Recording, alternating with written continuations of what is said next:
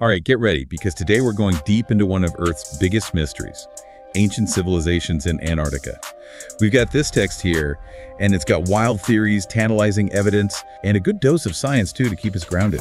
You ready to explore the icy unknown? Absolutely. It's fascinating how Antarctica, so vast and unexplored, really captures the imagination. It's like a blank canvas, you know? Anything seems possible there. Exactly. And puzzles. You know I love a good puzzle. But today we aren't just speculating. The source material, it's our compass today.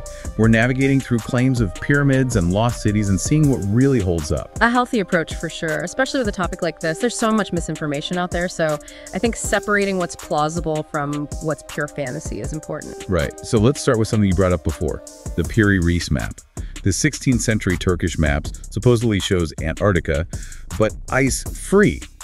Now, if that's true, that would mean someone mapped the continent, like, way before official discovery. What do you think? The Piri Reis map, it's a classic example of how interpretations can just run wild. It does show features that some link to the Antarctic coastline, but to say that's ancient knowledge, it's a bit of a stretch. Okay, so what's the more likely explanation then? Well, cartography back then was, let's say, a bit more improvisational. Imagine trying to put together a world map.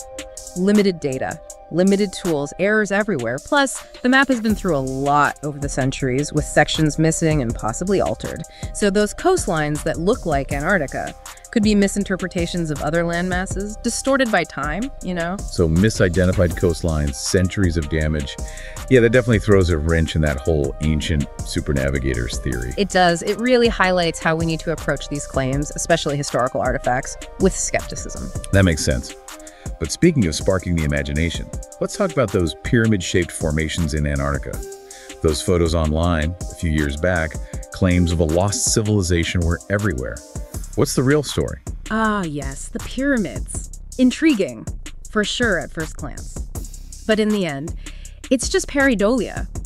Our brains are wired to find patterns even when there are none. So those perfect pyramid shapes, they're mountains, carved by millions of years of erosion. So no elaborate temples built by a forgotten civilization, and just nature making some cool rock formations. Exactly. But those images, they show how much we want to find something extraordinary, you know?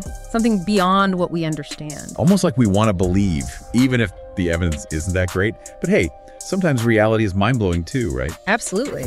And speaking of mind-blowing realities, let's talk about what's under Antarctica's ice. Because while we haven't found any lost cities, there are some discoveries down there that change history as we know it. Okay, now you've got me hooked. What secrets are we talking about here? Well, for starters, there's Lake Vostok, this massive freshwater lake buried under 4 kilometers of ice.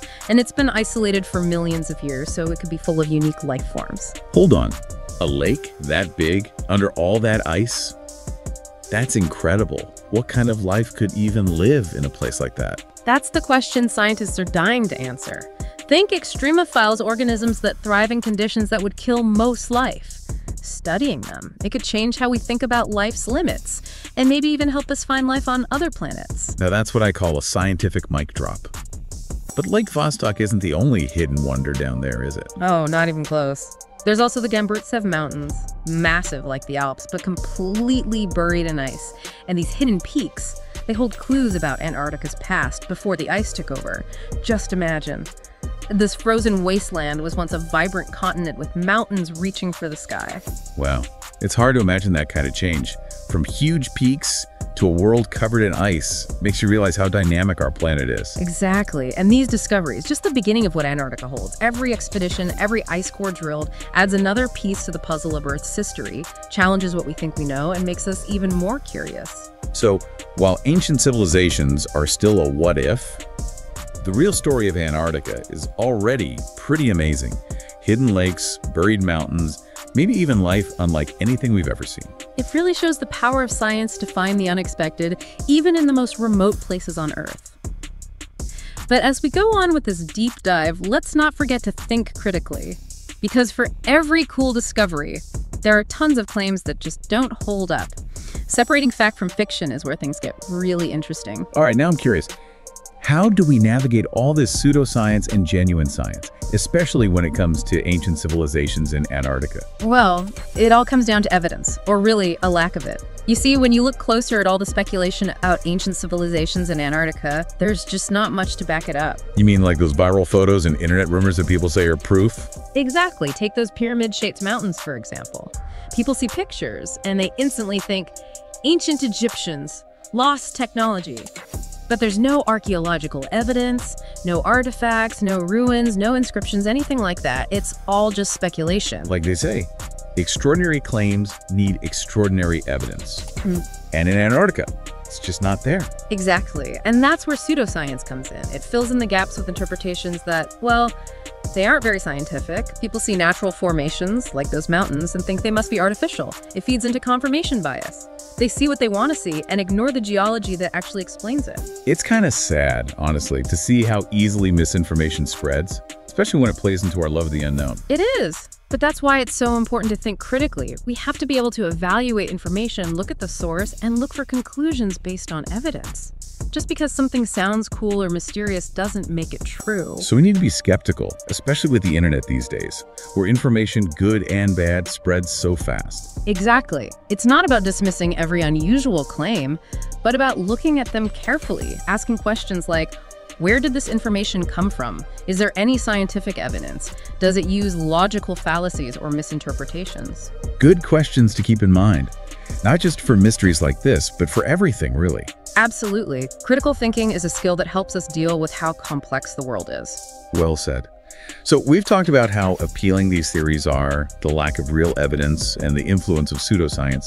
But just for fun, let's say there was something down there hidden under the ice that suggested an ancient presence. What kind of evidence would scientists need to even consider that possibility?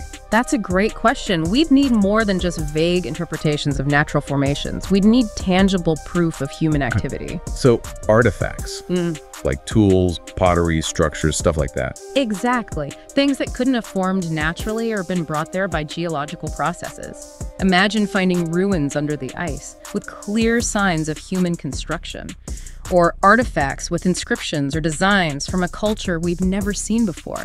That would change everything. Like finding a needle in a haystack, buried under miles of ice. But I guess that's what makes scientific discovery so challenging and exciting. It is. And remember, even without evidence of ancient civilizations, the things we are finding in Antarctica are amazing and rewrite history on their own. Lake Vostok, those Gamburtsev mountains, incredible finds that teach us more about Earth's past and present. It really feels like Antarctica, with its extreme environments and hidden wonders, is already pushing the limits of what we thought was possible. Absolutely. And who knows what other secrets are waiting to be discovered as technology improves and we're able to explore deeper into this icy frontier. It's an exciting thought, but let's bring it back to our listeners for a second. What are some key takeaways you hope they're getting from our conversation today? Well, first, I hope they're learning to be a bit skeptical when they hear extraordinary claims, especially those online. It's easy to get caught up in a good story, but it's important to look for evidence and think about other explanations. So enjoy the mystery, but don't forget to think critically. Exactly. And second, I hope they're appreciating the amazing discoveries that are being made in Antarctica, even without ancient civilizations. It's a continent filled with wonders, both hidden and out in the open, that continue to shape how we understand Earth's history and the very limits of life itself. Well said. And speaking of the limits of life, let's switch gears a bit and talk about the extreme environments we've been discussing. We've touched on Lake Vostok and the potential for unique life forms there, but what does finding those organisms in such a place tell us about the bigger search for life outside of Earth? It really changes how we think about what's possible, you know? If life can make it in those crazy conditions under miles of ice, no sunlight, it makes you wonder, what else is out there? What other weird and amazing life could be clinging to existence in the harshest places in the universe? Yeah. It's amazing finding extremophiles on Lake Vostok. It totally changed how we think about life beyond Earth. We used to just look for planets that were like ours, temperate with liquid water. But now we know life can exist in places we never thought possible. Exactly. So we're not just looking for another Earth anymore. We're considering icy moons, planets with underground oceans, all sorts of things. Precisely. And for astrobiologists, that's super exciting. It opens up so many new possibilities for finding life out there. It makes you wonder what those alien extremophiles would even be like, how they'd work, what they'd be made of. It really does get the imagination going, and who knows, maybe those life forms, if they're out there, maybe they have their own version of pareidolia. Maybe they see patterns in their alien worlds that we can't even imagine. No, that's a wild thought. Okay, so we've gone from old maps and pyramid-shaped mountains to hidden lakes with bizarre life and what that means for finding aliens. That's quite a journey. It has been a fascinating exploration, going from debunking myths to uncovering the real wonders of Antarctica. This continent keeps challenging us and changing how we understand the world. It reminds us that sometimes the truth is weirder and more amazing than anything we could make up, and that our curiosity and critical thinking can lead us to incredible discoveries. Couldn't agree more. Well, I think it's time to wrap up our Antarctic adventure for now. But before we go, I want to leave our listeners with one last thought.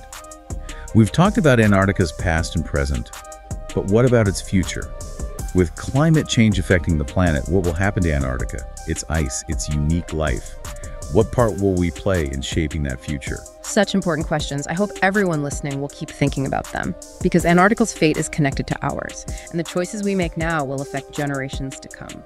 So as we end our deep dive, let's remember, Antarctica may seem far away and isolated, but it's a crucial part of our planet's delicate balance. Understanding its past, present, and possible futures matters to all of us. Absolutely. Let's hold on to that curiosity, that critical thinking, and a sense of responsibility for this amazing continent and the world we share. Thanks for joining us on this deep dive into the heart of Antarctica. Until next time, keep exploring, keep asking questions, and keep wondering.